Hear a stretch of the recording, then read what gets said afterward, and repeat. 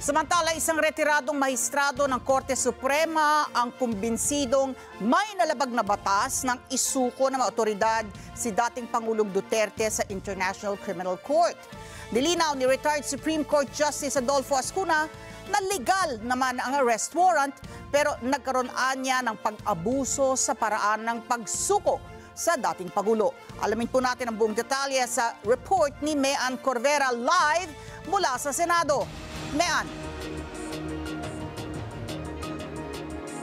Inako ni Justice Secretary Jesus Crispin Remulla ang responsibilidad sa pagpapaaresto kay dating Pangulong Rodrigo Duterte kaugnayan ng kinakaharap na kasong crime against humanity.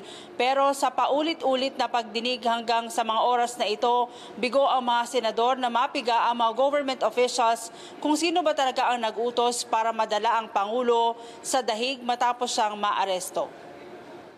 In fact, Mr. Senator, naniniwala si Supreme Court retired Justice Adolfo Ascuna Jr. na nagkaroon ng paglabag sa batas ng isurrender ng mga otoridad si dating Pangulong Rodrigo Duterte sa International Criminal Court. Sa ikatlong pagdinig ng Senate Committee on Foreign Relations, sinabi ni Ascuna na legal ang warrant of arrest laban sa dating Pangulo pero malinaw na may nangyaring pag-abuso sa paraan ng pagsuko sa kanya hindi lang sa parte ng Philippine National Police kundi sa ICC. Sa ilalim niya ng Rome Statute, obligado ang bansa na isuko ang isang taong naharap sa kaso gaya ni Duterte kung mayroong sinusunod na tratado. Pero dahil kumalas na ang Pilipinas, hindi na obligadong sumunod. In fact, Mr. Senator, the procedure in the ICC calls for bringing the person to a Philippine court first before surrendering the person to the ICC. So if you do not follow that, it can be argued that there is what they call abuse of process. And an abuse of process can be raised in the ICC itself.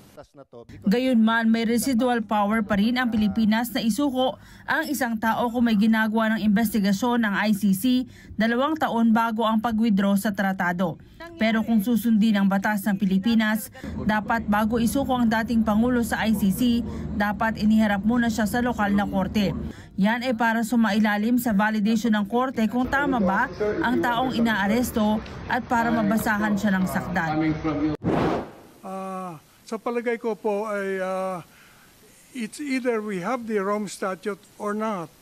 If we don't have a treaty, then we cannot surrender the suspect to the ICC under this section, because this section requires that the surrender be pursuant to a treaty. Pursuant means in accordance with. And so if there is no treaty, in my view, we cannot make consequences. What possible violations are there to local law and our Constitution? The possible violation, Madam Chair, consists in the surrender without passing through the court, what we call extrajudicial rendition. That issue will have to be resolved by the Supreme Court, whether or not an extrajudicial rendition is valid in the Philippines in view of our Constitution.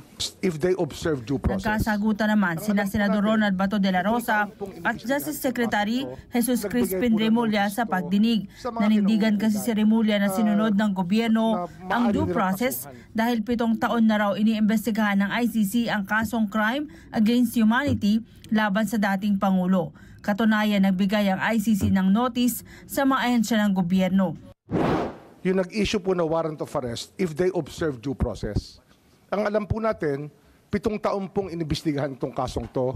Nagbigay po ng notice to sa mga kinauukulan na maaari nilang kasuhan. At pinayagan sila sumagot. Pero tanong ni De La Rosa, saan nakuha ng kalihim ang impormasyon? Ang kayo nakakuha ng information na yan? Na yung mga binigyan ng tanong, pinapasagot yung mga akusado. Saan po kayo nakakuha ng impormasyon na yan? Tsaka sinusubukan po nilang kausapin. Yun po yung alam ko. Talagang, I'm asking about yung sinabi mo kanina. natural po yan na kalakaran kahit anong korte po ay binibigyan ng pagkakataon na sumagot ang tao sa mga paratang sa kanya. Inilatag din ng senador sa pagdinig ang 2 dissenting opinion mula sa pre-trial chamber ng ICC na nagsabi na walang jurisdiction ng ICC sa Pilipinas dahil ang pag-request ng permission mula sa ICC prosecution ay ginawang 2 taon matapos ang withdrawal natin sa Rome Statute. At ito'y ginawa nila 2 years after nag-effect yung ating withdrawal from the ICC. Ginawa po nila yan 2 years. Kaya nga 2 dissenting opinion yun eh. So sana, kung tayo, if you want to interpret itong mga bagay-bagay na ito, sana we have to interpret it in favor of our people. Tao natin ito eh. Pilipino ito.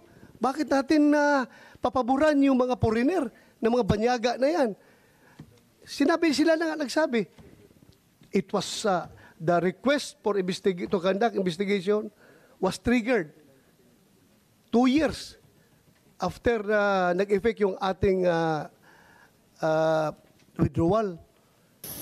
Nang tanungin ni Senador Amy Marcos sino ba talaga ang nag-utos na isakay agad sa eroplano at dalhin sa dahig ang dating Pangulo, pag-amin ni Remulla, sila ang nagdesisyon na isurrender ito para sa ikabubuti ng bansa. Yun po yung yun ang best judgment namin. Yun po ang tingin namin na mabuti po sa ating bansa. Yung sinusunod po natin, yung ating international humanitarian law, So bakit pa natin sinurinder? Bakit pa natin kasi yun po yung sinasabi ng batas eh. May surrender. May yun po yung surrender. sinasabi. Opo. Ayun, that's what the law says. The law may be harsh, but it is the law. Mistulang sinisisi pa ni Remulla ang dating Pangulo sa pagsasabing kung hindi kumalasa ang Pilipinas sa Rome Statute, hihintay nila ang kautusan ng local court batay sa proseso ng extradition. Mas gugustuhin kong intayin ang magiging hatol ng Korte Suprema sa issue. Hindi ho natin kahit magdamag po tayo rito, hindi ho magbabago ang paningin nyo at hindi ho magbabago ang paningin ko. Ali, sa paulit-ulit na pagtatanong kung sino ang dapat managot, hindi yan masagot ng mga opisyal ng gobyerno.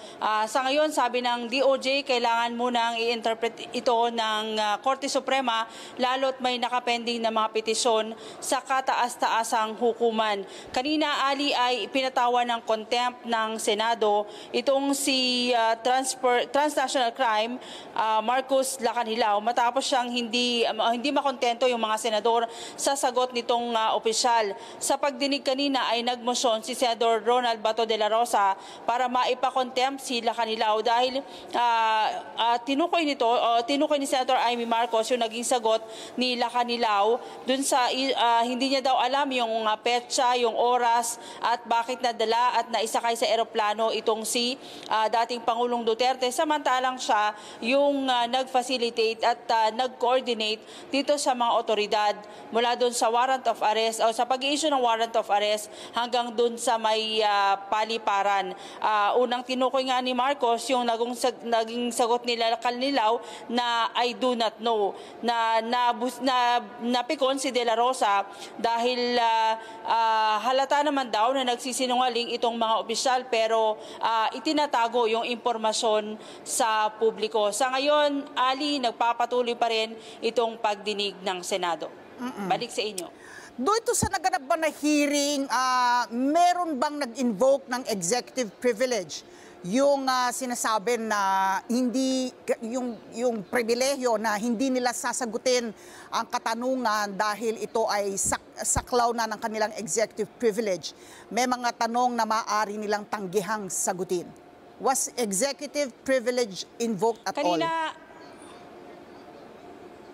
Kanina, Ali, tinanong si PNP CIDG Chief Nicolas Torre nitong si Senator Bato de la Rosa at ni Senator Amy Marcos kung sino ba yung direktang nag-utos at nung matanggap nila yung warrant of arrest, direktang nag-utos na isakay sa eroplano at dalhin sa dahig ang dating Pangulo. Sabi ni Torre, si PNP Chief Marbil. Pero nung pasagutin si Marbil ay in-invoke niya yung kanyang executive privilege. And daw ay part na ng communication sa Malacanang bago pa man yung nangyaring pagpapadala sa dahig sa dating Pangulo. Oo, doon sa sinabi na may violations, no? At merong consequences para sa paglabag nito, sabi nga ni retired Supreme Court Justice Adolf Ascuna.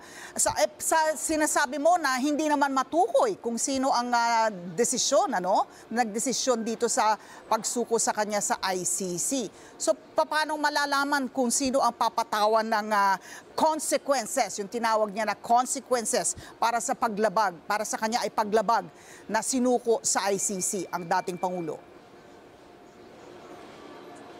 Sabi kanina ni Torre, Ali, kung meron daw nakitang paglabag at napatunayan na siya yung gumawa nung posibleng paglabag, maaari naman daw siyang ireklamo at kasuhan sa anumang korte. Pero sabi ng DOJ ay hihintayin pa rin nila yung magiging desisyon ng Korte Suprema dito sa issue kung may nalabag nga ba, yung nasunod nga ba yung due process at nalabag yung mga karapatan ng dating Pangulo. Pero sabi ni Senator Amy Marcos, na chairman ng komite, alamin pa nila yan sa mga susunod na investigasyon at sa committee report ay posibleng irekomenda yung violation laban dito sa mga opisyal. Oo, bilang panghuli, binanggit din ni retired Supreme Court Justice Adolf Ascuna yun sa ICC, no, na meron silang tinatawag na male captus bene detentus. Ibig sabihin, kahit na illegal yung pag-aresto, maari pa rin maging legal yung pagkakakulong ng dating Pangulo doon. Na hindi otomatikong nangangahulugan na kung illegal yung pag-aresto, kailangang palayain ang naaresto. Nangangahulugan ba na ito ay moot na o wala ng saysay?